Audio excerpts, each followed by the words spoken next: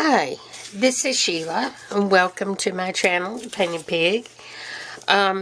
Today I thought I would just check in with you and let you know what I'm doing.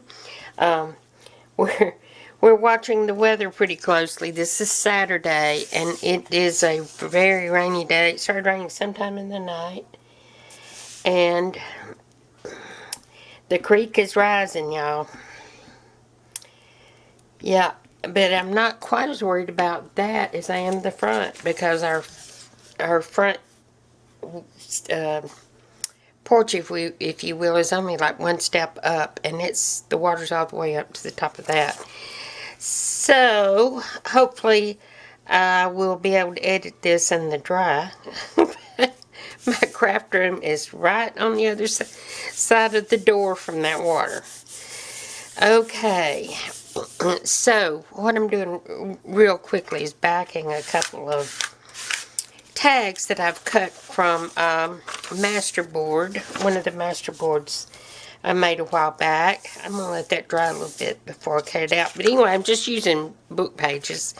They have a blank side, and yeah, I chose ones that had some purple in it because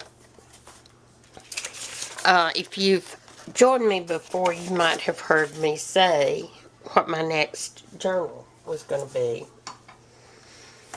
And it will be the fifth in the series, the fifth and last in the series of the soft cover books, journals, and most of them were one signature. So this is it, the Purple Butterfly, and I will probably come up with a different name, but for now it's the Purple Butterfly. The front was inspired by Shell and Clint, the Rambling Crafter. I guess, plural. But they recently made a tunnel journal cover for their journal. Now, this is not a tunnel journal cover. It's not that at all, but it gave me the idea. So, there's some dried flowers inside this, but this is fabric that I glued onto a cardstock, lightweight cardstock circle, and sewed around it, put acetate. I'm sorry. Let me start over. Onto this circle of fabric, I glued these dried flowers. I don't know if you can see them. Okay. And then I put acetate over the top and stitched around it. Okay. This was a bit of a process. And then I've got solid purple, a little bit darker than this, under here with lace. And under it is batting, like quilt batting. So that gives it its little poofiness, if you can see. Then I used my die cut circles to cut the fabric and the circles out with. And this is also that same fabric. And I did attach it to Heat and Bond, the sewable kind. And so also stuck it onto some cardstock, all cut with that same die. And then glued all of it on paper, and then glued that onto this doily.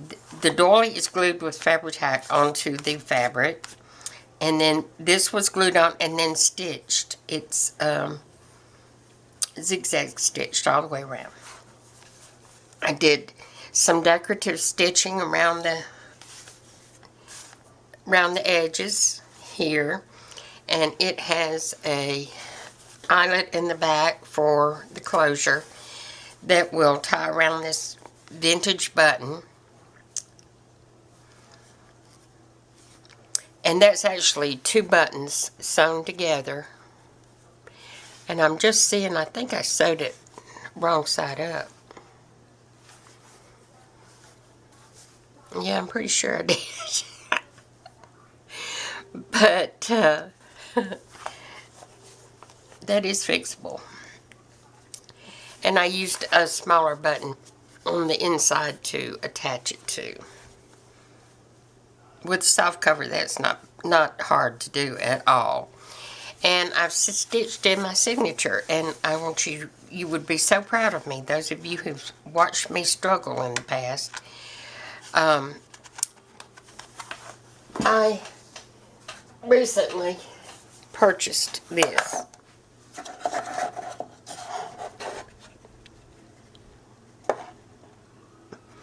It is, I call it a cradle. It's one of the B&E products from Scrapbooking with Me. And so with this, it was ultra easy because I attached my signature to my cover with my big paper clips. Stuck it right down in there. Punched my holes. And if you see right here, it's a bit of a guide. I don't know if you can see it. Where you can punch your holes. I think it's 2.5 inches and 3 inches. Something like that. Of a journal, as you can see, about this size. It's perfect for it. It will take larger or smaller. You've just got to adjust where you put it in. But it was very simple. I even used a sharp needle and did not split the threads, as you will be able to see right here. And I just tied a bow because I'm going to put charms on it, but I'll just leave it like that out of the way. Now, I'll give you a short tour through it. Of course, this is the front. Now, about what I would do, I think I will make a pocket right here. I'm not sure if I want it to be a corner tuck or a pocket. So, got to just make that decision. And then right here, I have a little side tuck with some decorative stitching and a butterfly applique, lacy applique thingy on the first page. Rounded the corner there. And this is a flip. It's a vellum flip. It's really about the only thing I have decorated in it. And then we have a vellum sheet, printed vellum sheet. And this is, I'll have to link it below or slip it in to the shot. Eve, I'm trying to think of whose digital this is. It's gone completely out of my mind. And as I can see, I did put that one upside down. So I think the my signature will be an upside down page, and seeing who can spot it first and every turn. This one's right side up. But it's very pretty. It's really lavender. And what I did here was I took this fabric and scanned it and then printed it out. And it's got these little shaded areas where I did not iron it first, so that's where it was folded. And then here I have a little tuck and an antique book page from a German book, or a book about German poetry. And it's this washi tape, but I also have it reinforced sewn onto the other sheet. And you'll have several of these pages that are lined for writing, like a real journal. And then you have blank pages that you can either journal on, or you can glue mementos or photos or whatever like, and so it will be embellished somewhat, but I'm not going to put a lot in it. I'm going to leave it open for the person who ends up with it. I want them to have a chance to put some of their self into it. Now, this is also an antique,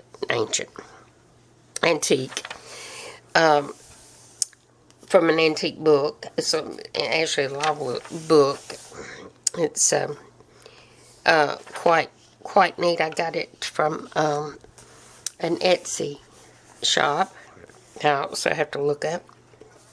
I reinforced it with some tea-dyed paper and then just zigzag stitched that as well. And there's another lined paper.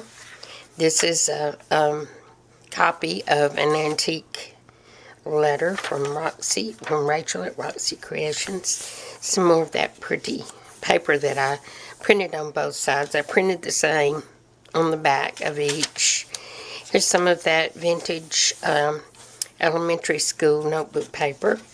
And we have an over-the-page belly band. And we have decorative corners on the scrapbook paper. And this is from that same scrapbook pad. So is this. And this flips down and tucks back in at the top. And I got that idea from, oh my goodness. I'll have to tell you later. So that's not been decorated or anything. And then we start back with the other side of everything. And there will be these little tabs will be actually tucked around, I believe. I don't think I'm going to leave them out.